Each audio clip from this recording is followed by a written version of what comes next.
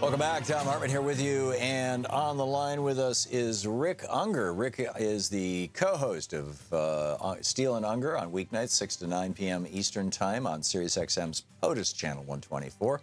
Their website, steeleandungar.com. You can tweet Rick at Rick Ungar, R-I-C-K-U-N-G-A-R. Rick, welcome to the program. How are you, Tom? I'm Been well. a while. Thank you thank you for having me on your show a while ago, and it's great to have you on mine. And pleasure. so you wrote this amazing piece. A cancer patient desperately needs a stem cell transplant, but the U.S. won't grant the donor a visa. Tell me this story. It's a terrible story. It really is. And to be fair, I didn't write the story. I just picked it up on the radio. Okay. But the story really got my attention. You have a woman, 61 years old, lives in Southern California, and was diagnosed with a particularly bad form of leukemia. The only chance that this woman has is to receive a stem cell transplant. Stem cell transplants are tricky. You have to find as close to a perfect match as you can, and she did. Her sister, who lives in Vietnam. This woman is emigrated to the U.S. with her husband. He had fought alongside the Americans during the Vietnam War, and as part of a special program, they were allowed to come live here.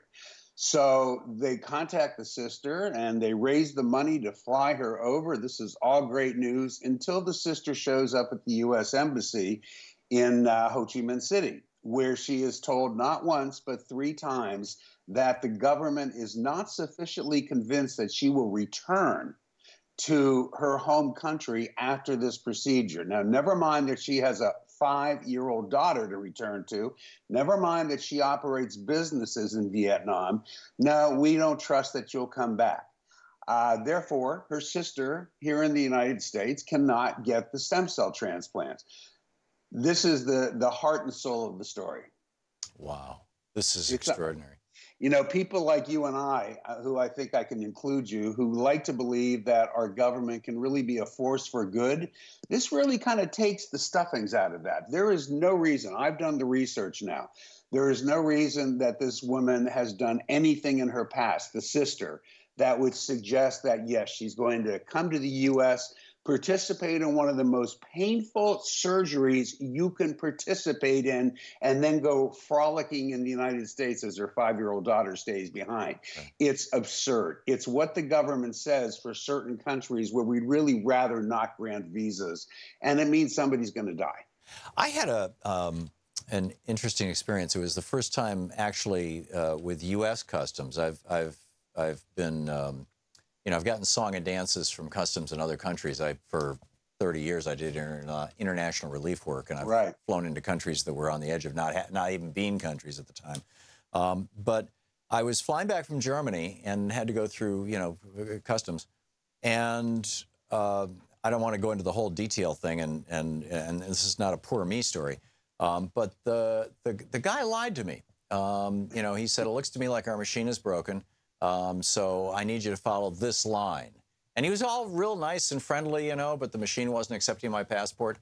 And it was probably just a random thing, you know. In fact, that's what the second person told me. But I had a 2-hour connection from a flight arriving from Frankfurt and then leaving for Portland to go out to the West Coast for my daughter's wedding. And I ended up, you know, in the private place with the strip search and the tear your bag apart and the 300 questions. And then even though I had the you know, all the global hat crossing, all that junk stuff, you know, to get you through fast, ended up in the 2-hour-long line because, you know, all your security stuff is gone. And none of that bothers me if it's just done up front. You know, if the guy had just said to me right off the bat, okay, you've been flagged as one of those random guys. That's happened to me a dozen times. But instead, he gave me this song and dance, and it's bothered me. It's been a week, and it's been bothering me that an official representative of my government lied to me, and I wonder if there's been just a general coarsening of authority figures in the United States since the guy who is our president talked about how he likes to see people beat up in rallies. He would rather see football more violent, you know, after we're seeing this horrible epidemic of you know, concussive brain injury, destructive brain injury.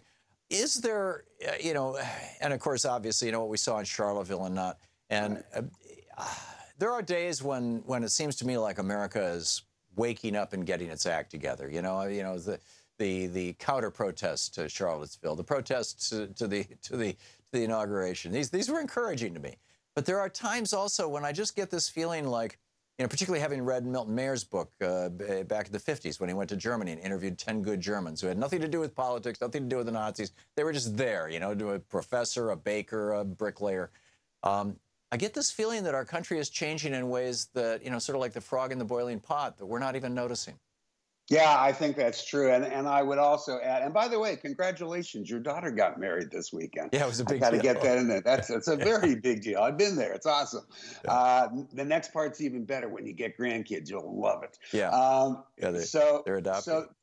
Oh, okay, very cool. Yeah. There's a bigger issue here. There really is. I mean, at least I think it is. It's not just that you're being lied to, it's mediocrity. You can envision what's happening here. You've got some middle-level government bureaucrats sitting in the embassy in Ho Chi Minh City who's been told, you know, we really don't want people from China. We don't want people from Vietnam. There are a few countries that, while we don't have any laws prohibiting it, there are policies of, we'd rather not, because they have a tendency of staying and not coming back. So he is just checking things off. I know this because we invited a State Department rep to come on the show to talk about this. They declined sending us a copy of the rules when you can't prove that you're going to return. It's just, it's mediocrity in government. The problem is like you're talking about government officials who just lie to you. And I was, you know, going to say that gentleman has the example of much higher ups in government than him who like to lie on a well, that's my point. You know, has a new zeitgeist emerged with the election of Trump? But mediocrity, I suspect, maybe has always been there.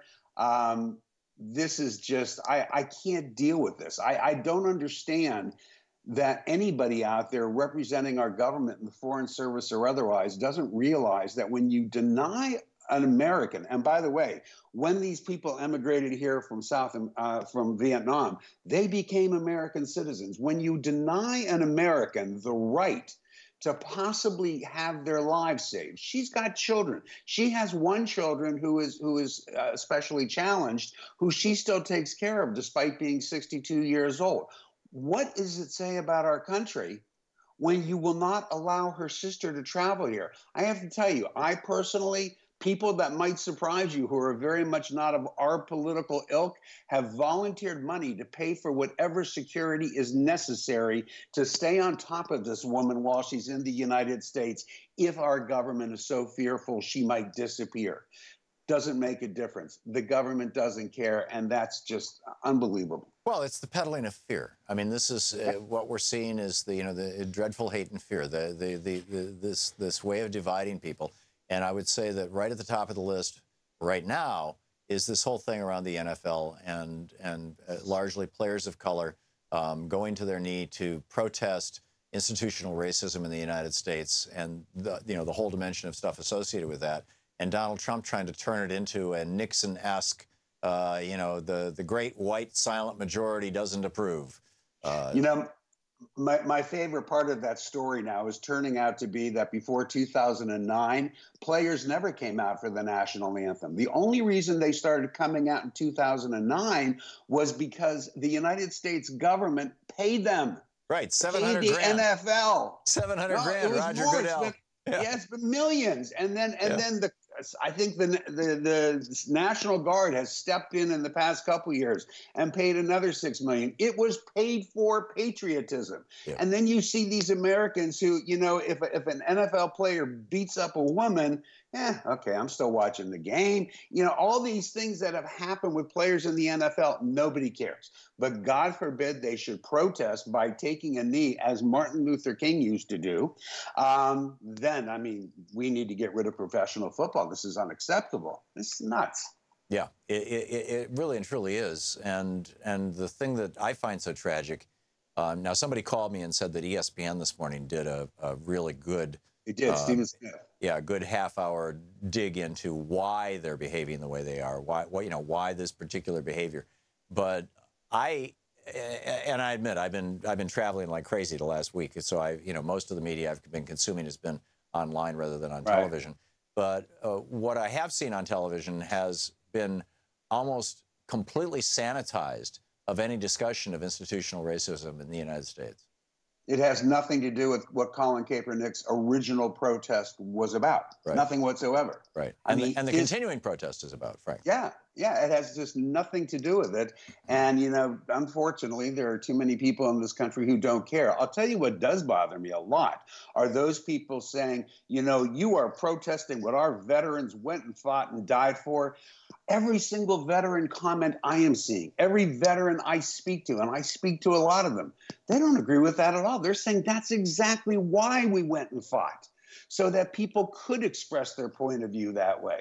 They need to stop co-opting these people. And this is just Trump diverting from, he's going to lose a political race tomorrow. He's just deflecting. Yeah, I think so, but he's doing it in a way that's actually destructive to our nation, and that troubles me incredibly. Rick Ungar, one of the great hosts, progressive talk show hosts in America.